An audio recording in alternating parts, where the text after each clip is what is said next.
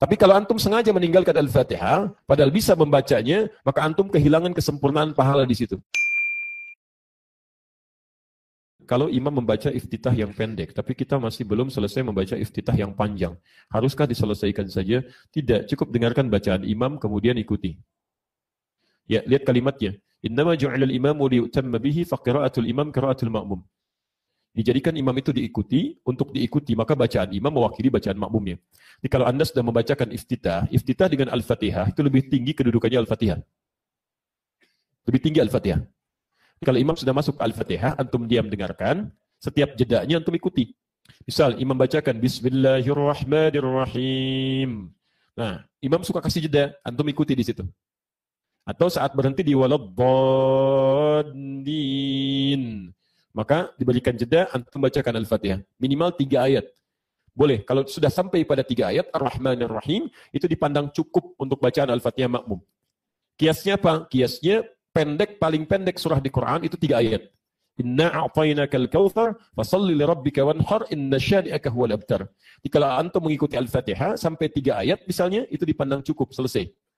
Ya, tapi kalau antum sengaja meninggalkan Al-Fatihah, padahal bisa membacanya, maka antum kehilangan kesempurnaan pahala di situ.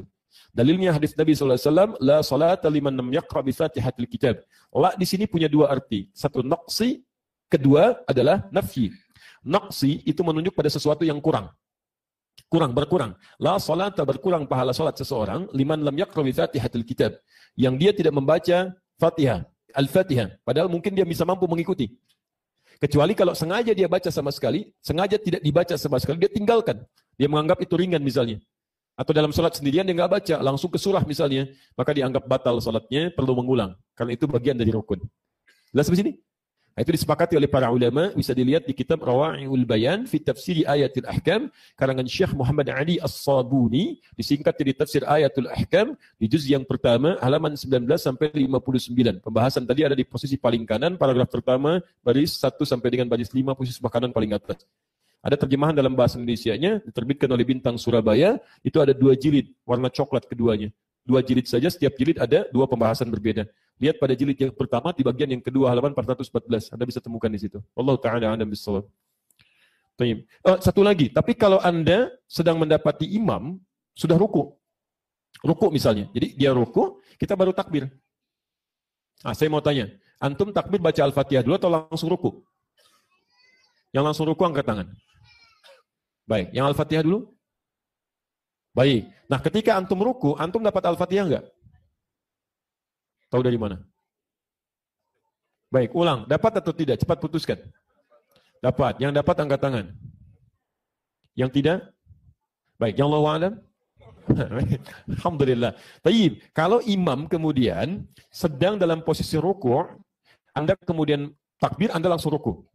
Pertanyaan pertama, dapat Al-Fatihah atau tidak? Baik, pertanyaan yang kedua, antum dapat rakaat atau tidak?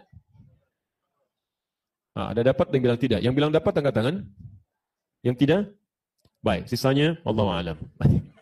Teman-teman, dalam satu hadis singkat saja, lihat kalimatnya. Innama ju'ilal imamu liyutamma bihi fa qira'atul imam qira'atul ma'mum. Hadis ini muncul pada seseorang yang mengikuti gerakan imam yang sudah lewat bacaan qiraat dari Al-Fatihahnya. Jadi kalau imam sudah ruku, antum langsung ruku. Jelas ya?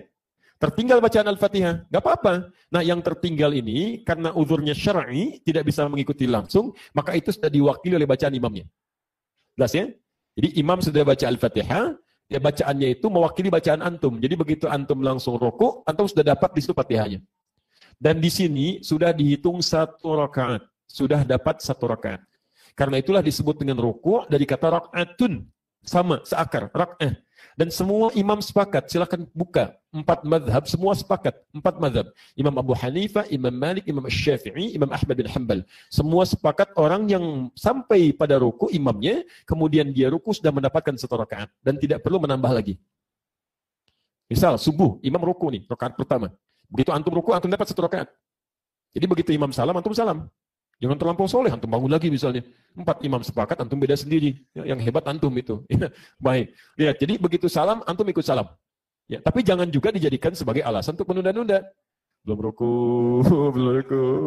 Begitu ruku, Allahu Akbar, lumayan, 1 rakaat ya.